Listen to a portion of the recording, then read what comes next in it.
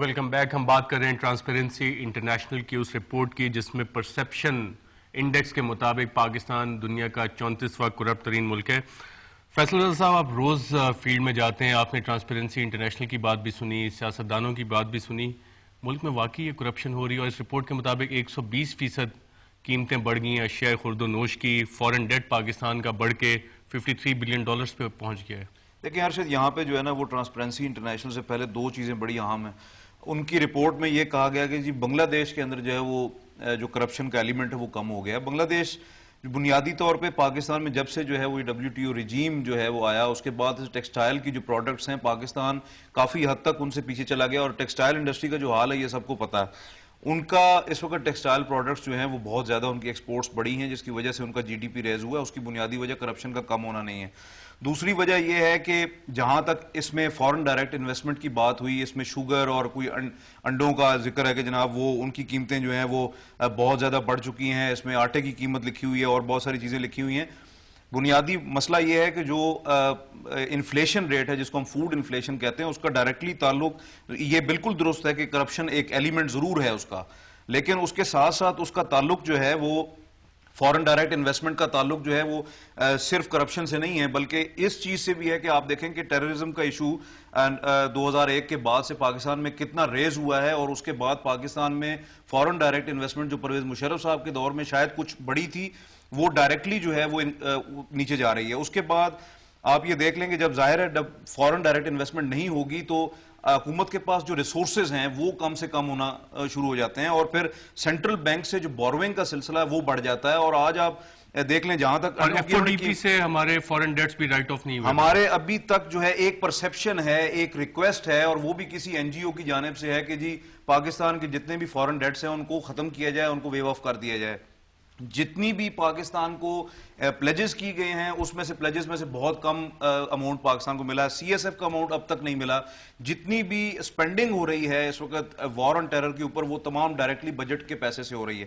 اس کے ساتھ ساتھ جہاں تک گورنمنٹ کا تعلق ہے تو یہ یقیناً بالکل بات درست ہے کہ گورننس کا بہت بڑا ایشو ہے جس کی وجہ سے کرپشن جو ہے اس میں اضافہ ہوتا ہے، اور وہ پرابلم ہے حکومت کے ساتھ. اس کو ایڈریس کرنے کی ضرورت ہے، ٹیکس بیس کو براڈن کرنے کی ضرورت ہے. FODP میں بھی کشمالہ طارق صاحبہ، کیا پاکستان کی حکومت کو اور پارلیمنٹ کو کسی NGO کے آگے محتاج ہونا چاہیے کہ پاکستان کو جو امداد ملنی ہے وہ اس کی رپورٹس کی بیسس پہ ہو؟ دیکھیں جی، بہت افسوس کی بات ہے، میں نے تو پہلے کا یہ کام جو ہے یہ لیکن میں آپ کو یہ بتاؤں کہ ابھی سینٹ کی کمیٹی گئی ہوئی تھی، سینٹ والے گئے ہوئے تھے IPU کے اندر، ہم کامن ویلتھ کے اندر گئے ہوئے تھے.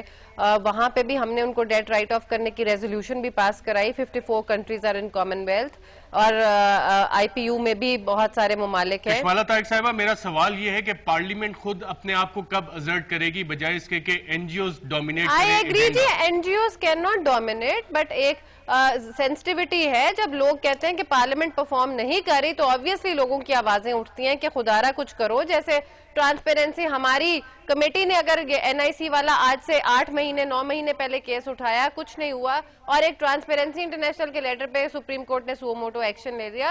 تو رانا ثناء اللہ صاحب، حکومت پاکستان کو پرسیپشن کرپشن کی ختم کرنے کے لیے کیا کرنا چاہیے؟ دیکھیں، معاملہ یہ ہے کہ یہاں پہ گورننس کا یا نااہلی کا ایشو تو تب ہو کہ اگر حکمران جو ہیں وہ خود کرپشن نہ کر رہے ہوں، اگر وہ خود یعنی آنیسٹ ہوں لیکن ان میں اتنی اہلیت نہ ہو کہ وہ کرپشن کو روک سکیں.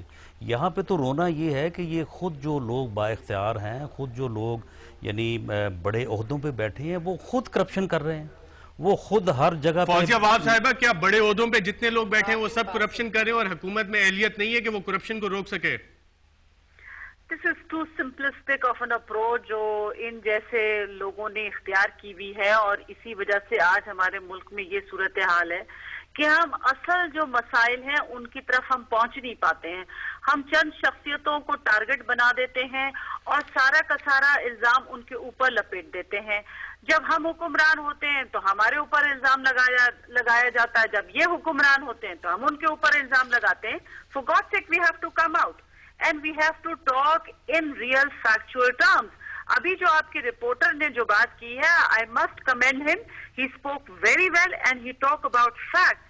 کشمالہ طارق صاحبہ، رانا ثناء اللہ، فوزیہ وہاب اور فیصل رضا، آپ سب کا پروگرام رپورٹر میں شرکت کا شکریہ۔ ٹرانسپیرنسی انٹرنیشنل کے گورننس مینول میں ایک چیز لکھی ہوئی ہے کہ Transparency International Pakistan is committed to values of democracy, اور جمہوریت کی ویلیوز میں یہ بھی ہے کہ پارلیمان کو، پارلیمنٹیرینز کو اسٹرینتھن کیا جائے۔ اور کچھ این جی اوز جب اس طرح کی رپورٹس پاکستان کے بارے میں دیتی ہیں اور پاکستان کو جو انٹرنیشنل امداد ملنے ہوتی ہے یا آنے والی ہوتی ہے وہ بھی متاثر ہوتی ہے، اور بحیثیت قوم ہم سب کو یہ فیصلہ کرنا پڑے گا کہ ہم جمہوریت کو مضبوط کس طرح کر سکتے ہیں۔ آیا ٹرانسپیرنسی انٹرنیشنل پاکستان جیسے ادارے جس پہ خود کافی سارے سوالیہ نشان اٹھتے ہیں، یا جمہوریت کی ویلیوز کو اسٹرینتھن کر کے؟ ناظرین، آپ ہمیں اپنا فیڈ بیک بھیج سکتے ہیں reporter@dawnnews.tv پہ۔ اجازت دیجیے، اللہ حافظ۔